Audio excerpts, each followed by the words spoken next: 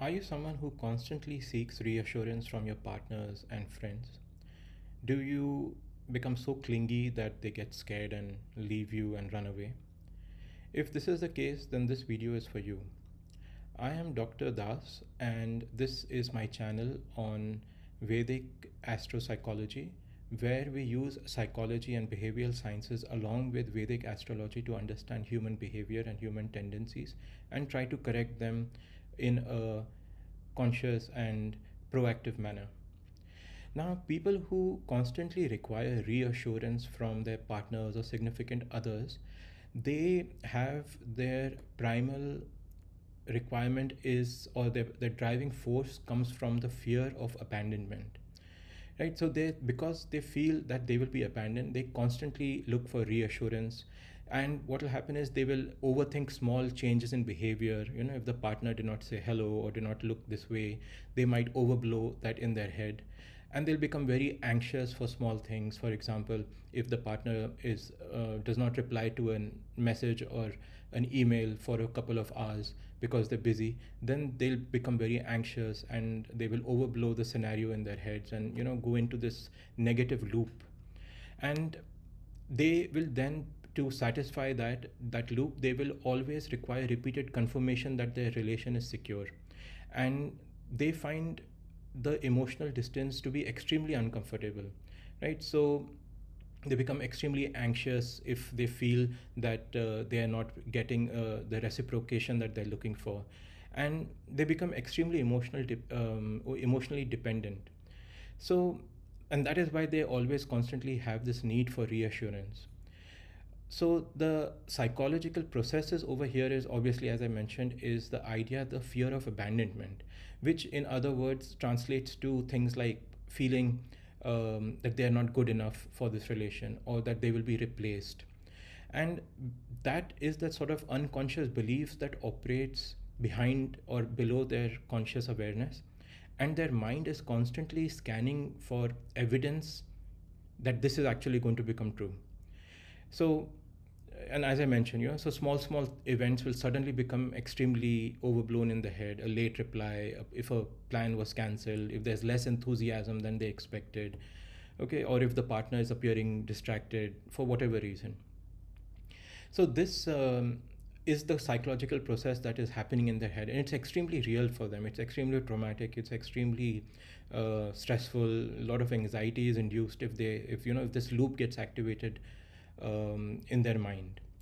And this comes from many reasons, okay, mostly from in the childhood. So it could be because of parents. In the childhood the parents were emotionally unavailable, or because the love was conditional, that if you do this then I will give you that.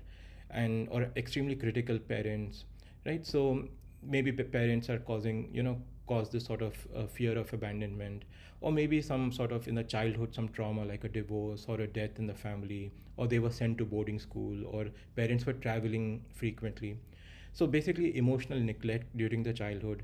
It could also be because of sibling dynamics like favoritism or constant comparison, or competition for affection, things like that. So why this happens is something that we can map astrologically and look at the astrological chart of this person and figure out why this has happened, or why they have been, they have this mental loop of being abandoned, the fear. Why does that get triggered? If you want to see, this is for how it manifests. Is it because of the parents or siblings or etc.? But mostly what happens is, if you try to map it astrologically, the core planet which is being afflicted is the moon. Right over here, the moon represents the mind, and it represents the emotional security the person feels, and it also represents the inner safety that they feel and what they get attached to. So when the moon is afflicted, the emotional security becomes difficult to experience. And affliction can come through many different sources. So there is not one trigger for such a thing to be afflicting the moon. It could be, let's say, for example, Saturn. Saturn is the planet of restriction and emotional deprivation. So what could happen is that maybe Saturn is aspecting the moon, or Saturn is conjunct with the moon. So because of that, the moon becomes weak, and this is where this idea of restriction comes into the mind, because Saturn is looking at the moon. It could be Ketu, for example, the planet. It's not a planet, but the point Ketu. Ketu is represents detachment and separation and the idea of letting go. So maybe in the childhood, Ketu was active somehow into the mind, affecting the mind, and that's how they became anxious with this idea of detachment, that they did not like detachment when they were young, and that's how it came about. It could also be no, it's not only the moon, it's also the fourth house, okay, or the fourth lord, for example, because fourth lord is also related to the childhood or the security or the home. So both the moon, the fourth house or fourth lord, when it gets afflicted by Saturn, Ketu, or Rahu, I mean, sorry, not Rahu, or this that's where these kind of tendencies come about. Another thing that could happen is it's not just is the 12th house, right? So the 12th house from either the moon or the 12th house in the chart, depending on what you're looking at, the ascendant chart or the moon chart. So the 12th house in itself also represents loss and separation and isolation and letting go. So if the moon is in the 12th house, or it is connected to the 12th house lord, if it is conjunct with the 12th house lord, that could also induce such negative emotions or trauma into it during the childhood. So for example, one manifestation of this could be that the 12th house lord is the sun, right? And now if sun is conjunct with the moon, then you have these elements of 12th house, which is separation, and with the mind, and sun could also represents father.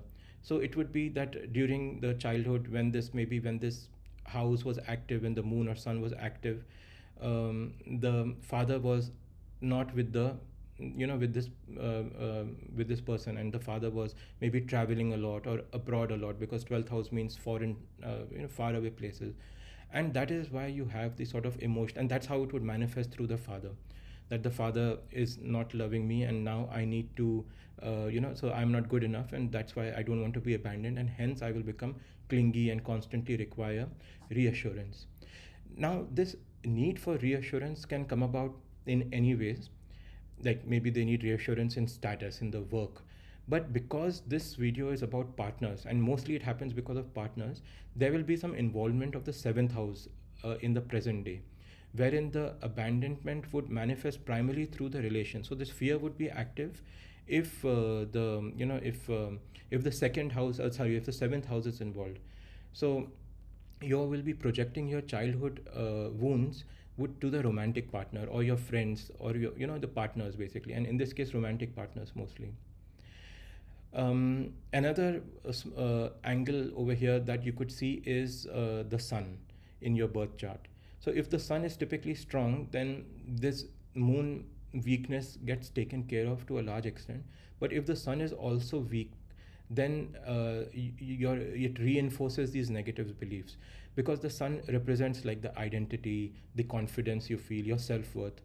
And if the sun becomes weak, then you might start feeling that I'm not good enough, I'm not replaceable, I am replaceable, I have to earn love. So if this is also happening, that's where this amplifies even more.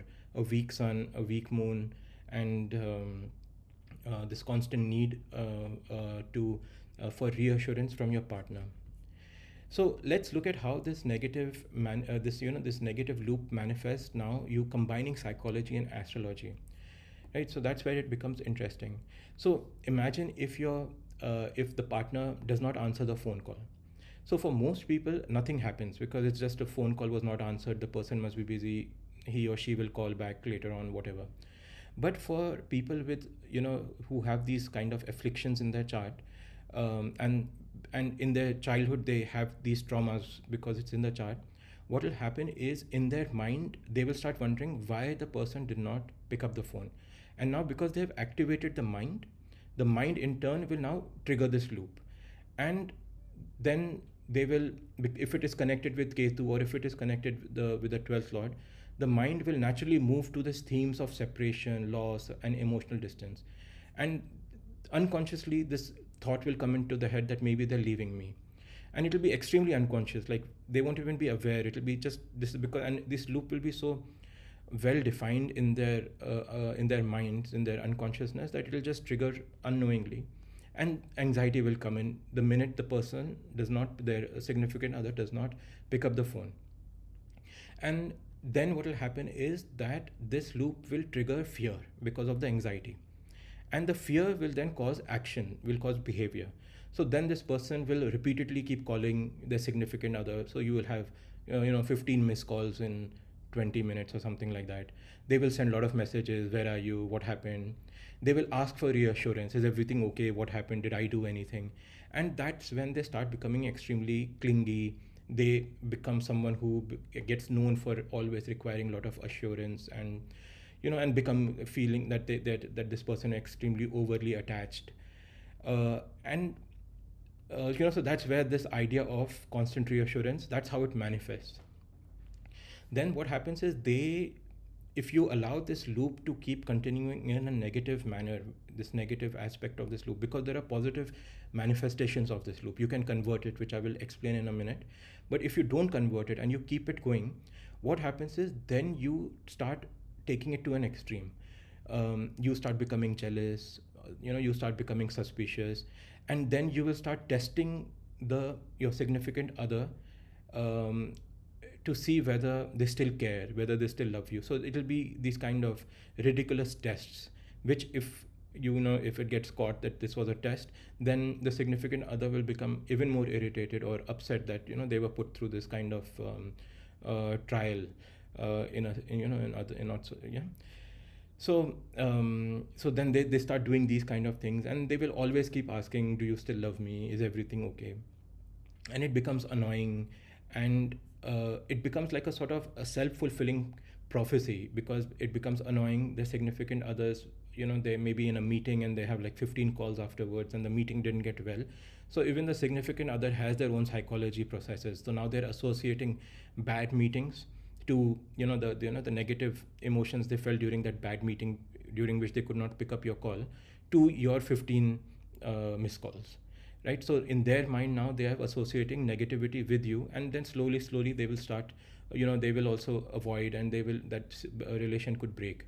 And that is why such people who require constant reassurance typically scare away their significant partners. So because of these kind of being controlling, being distrustful, and it becomes extremely emotionally draining for the other person. The other issue over here is that this is when this self-fulfilling prophecy, when I told you just now, was when the partner leaves you, is when the partner is actually has good intentions, right? They don't have much bad intentions. But if the significant other, or if your partner, or if someone who understands this loop in your mind, they realize that you're in need for constant reassurance, then they can manipulate you, right? So then this becomes like a psychological pattern, which can makes the person, makes these kind of people extremely vulnerable to manipulation. And then all those tricks are there over here too, that you withdraw affection to gain some compliance, that if you do this, I would then, it's it's the and you purposely don't give attention here, you don't give attention there, give silent treatment here, and you can then do some gaslighting and all of that. So all that comes into play over here if the person you're dealing with is a negative person. And again, you can, if in your chart, you can see whether you're attracting such people in or not, and if you are, then there's a way to, you have to deal with it basically. So now, how do you deal with this kind of loop? So of course, there is psychology, etc. But let's look at it from a psychology and from a Vedic astrology point of view, because there's extremely the same solutions come about, right?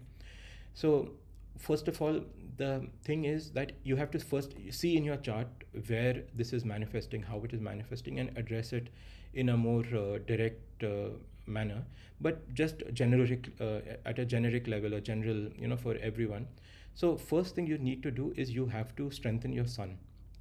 Okay, you have to move from looking for external validation and for internal belief in your own internal self-worth, right? And you have to develop the confidence and your competence and self-respect. So you can do this through many ways. You can, like the typical traditional way in India, they say is do Surya Namaskar, which is a yoga practice. If you're not interested in that, then you need to keep promises to yourself. In your own eyes, if you say something, you need to, you need to deliver. You have to be consistent, and you have to be confident about what you're doing. So stand confidently, speak confidently, feel confident in yourself, whatever it takes to feel confident. And the best way is, as I said, build general competence. Like, do something, do it well, and believe in the quality of your work and what you're doing and what you're saying. Being truthful and things like that. And gradually you'll stop seeking approval. Yeah, that's the best way to strengthen your sun. The next thing you can do is strengthen your Mercury. Okay, and Mercury is all about communication. So you need to have good, healthy communication processes in place. So whenever, instead of thinking that they must be leaving me, the person, my significant other did not reply, so they must be leaving me, learn to communicate. So in the beginning of the relation itself, have an honest and open conversation, whenever the time is right, but early on, and let your partner or a significant other know that this is what you need in terms of communication to feel reassured. And be realistic about your demands, right? Like, maybe just send me a message, or just like the message or something like that, or a code word to let me know you just let me know that you'll reply later on, things like that. And develop a sort of communication strategy which is predictable, where if the person is not able to reply, or is in a different mood, or uh, is not in is not able to give you the full attention that you're requiring, then there should be some predictable, structured way for you to communicate with each other, where you feel reassured without going into this whole loop of needing reassurance in whichever manner it is that you the bad loop, whatever way that manifested. Create a sort of positive loop, right? And also create a sort of reassurance ritual with your partner. So over time, um, you might be able to develop some strategies that you go for dinner where this will be the theme of the conversation, etc., etc. So have like a monthly or weekly ritual where you feel confident about your relation, and you don't need to test your significant other for to prove that they are still in love with you, or they are still committed in the relation. The other thing you can do is strengthen your Saturn. Okay, so Saturn is all about boundaries and reality. So, and it is all about patience. So you can strengthen your if you strengthen your Saturn, what happens is you become patient, you become disciplined, you have extremely healthy boundaries, and you delay things, because Saturn is known to delay things, and that's, people say that's negative, but then you can also incorporate Saturnarian Saturn traits, and you can also delay reacting. So if you feel threatened, or you feel anxious, and you suddenly need this dose of reassurance, become Saturn and delay it, right? And you can make Saturn stronger in your you can empower it by being extremely disciplined, and by being extremely observant rather than acting, because Saturn is extremely cold, and it just observes and it judges, but it does not but it it never denies, so it just delays. So you're observing and you're analyzing the situation, but you're delaying acting on it, you're delaying feeding this negative loop. And Saturn and Mercury are friends, right? So whenever this delaying need to delay comes, immediately incorporate your Mercurian strategies which you have put in place. So your predictable communication should be in place, and you can have open conversations. So test your hypothesis, as Saturn, Saturn is a planet that keeps testing. So if you have a hypothesis, then test it in a honest and open manner, which is a good Mercurian manifestation of Mercury. Finally, it come also, you can address this whole aspect of mind, and having mind afflicted by, say, Ketu or the 12th house. So the idea of mind being afflicted by Ketu and 12th, leading to fear or feeling a loss, that is a lower expression of this energy. A positive and higher expression of this energy is acceptance, wherein you become comfortable with loss, and you become comfortable with this idea of Ketu, where, or the 12th house, which is loss and detachment. And this is extremely powerful if you are able to tap into this energy from a positive direction rather than this negative, fearful point of view. So you should practice meditation, mindfulness. Yeah, keep your mind cool. Don't have thoughts, unnecessary thoughts, and that happens if you do meditation and if you practice mindfulness. You develop your spiritual energy. Suddenly what you will find is it's very easy to let go, and you become extremely comfortable with uncertainty. So that is, like you're looking for this certainty, and that keeps getting challenged. But with meditation and things like that, you don't really need that certainty anymore. You're quite happy being where you are.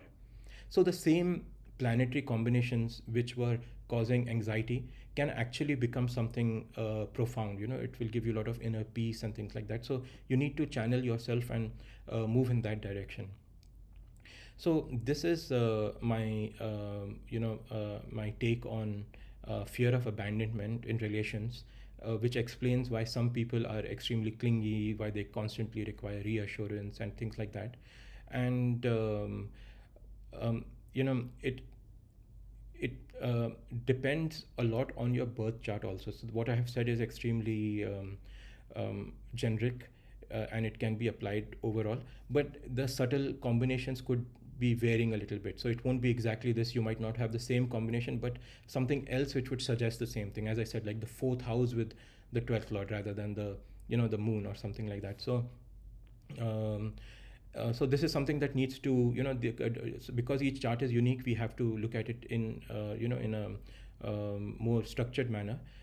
However, overall, this is my take, and I hope you take something positive away from here, and you are consciously able to express these energies in a healthy and more constructive manner. Thank you.